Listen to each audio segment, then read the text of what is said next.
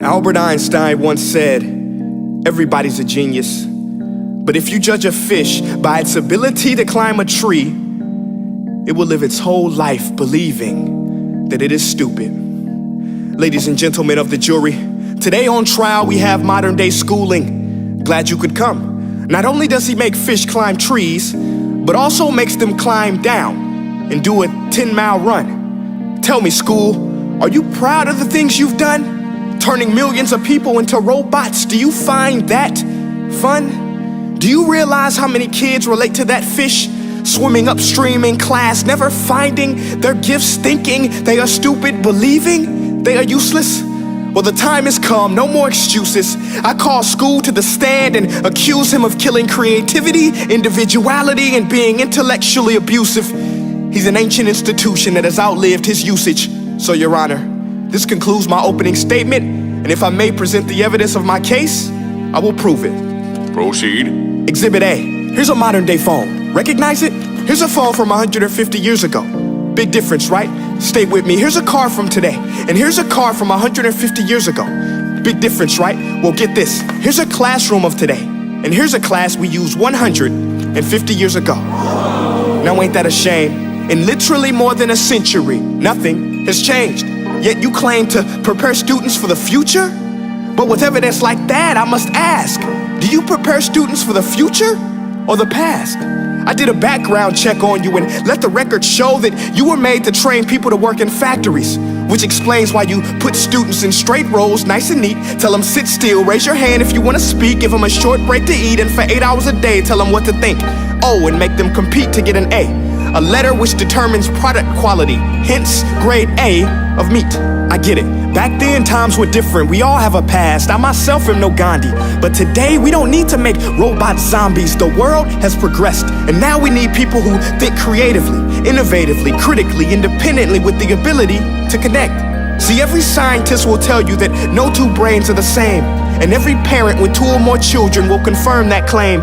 So please explain why you treat students like cookie cutter frames or snapback hats, giving them this one-size-fits-all crap. Watch your language. Sorry, Your Honor, but if a doctor prescribed the exact same medicine to all of his patients, the results will be tragic. So many people would get sick, yet when it comes to school, this is exactly what happens, this educational malpractice, where one teacher stands in front of 20 kids, each one having different strengths, different needs, different gifts, different dreams, and you teach the same thing the same way?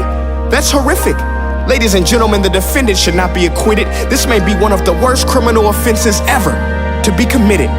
And let's mention the way you treat your employees. Objection. Overruled. I want to hear this. It's a shame.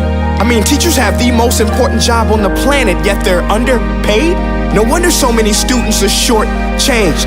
Let's be honest, teachers should earn just as much as doctors, because a doctor can do heart surgery and save the life of a kid, but a great teacher can reach the heart of that kid and allow him to truly live.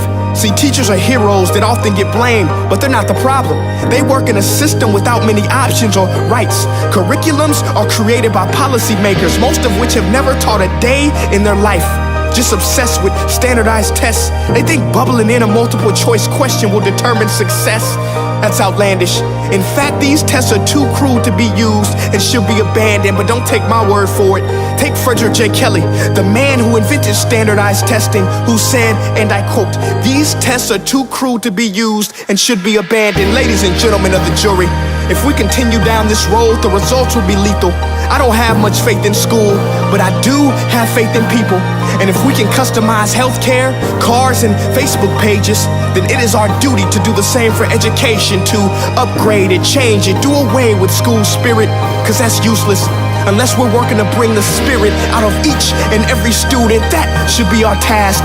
No more Common Core. Instead, let's reach the core of every heart in every class. Sure, math is important, but no more than art or dance. Let's give every gift an equal chance. I know this sounds like a dream, but countries like Finland are doing impressive things.